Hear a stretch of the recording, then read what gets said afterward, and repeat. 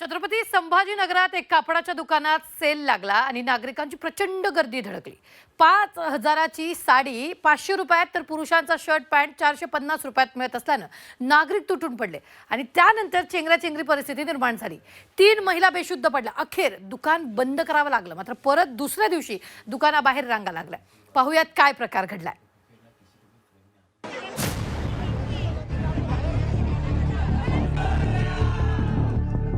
संभाजीनगरमध्ये ही गर्दी पहा। ही गर्दी निवडणूक प्रचाराची किंवा एखाद्या सभेची नाहीये, तर ही गर्दी आहे 5,000ची साडी 500 रुपयात खरेदी करण्यासाठीची।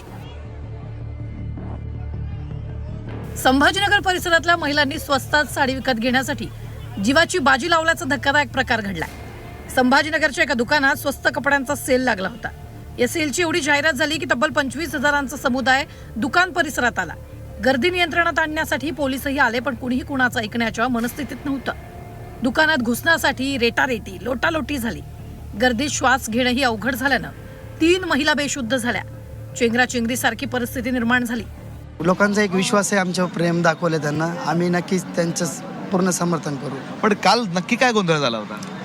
काय विषय होता सर, की बऱ्याच जणांचं म्हणणं होतं की तुमचं मॅनेजमेंट व्यवस्थित नाही आहे, तुमचं मॅनेजमेंट ह्या पद्धतीने नाही आहे। बरेच जण बाहेर गावावरून आलेले होते, त्यांची अपेक्षा होती की आम्हालाच मिळालं पाहिजे। या लोकांना काय केलं, खूप गोंधळ घातला। मध्ये एकदम आटोप्यात आले नाही, पब्लिक एकदम मध्ये घुसली। 1000 पब्लिक मध्ये घुसल्यामुळे भरपूर काचा खाली पडल्या। आमचा नवीन स्टॉक पूर्ण खाली पडला, पाया खाली आला, खूप जारचं पाणी सांडलं, पूर्ण माल खराब झाला।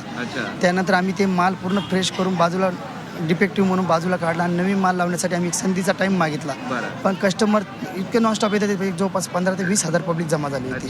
काल एवढी भीषण परिस्थिती ओढावलेली असतानाही आजही साड्या खरेदीसाठी महिलांची भलीमोठी रांग दुकानासमोर होती।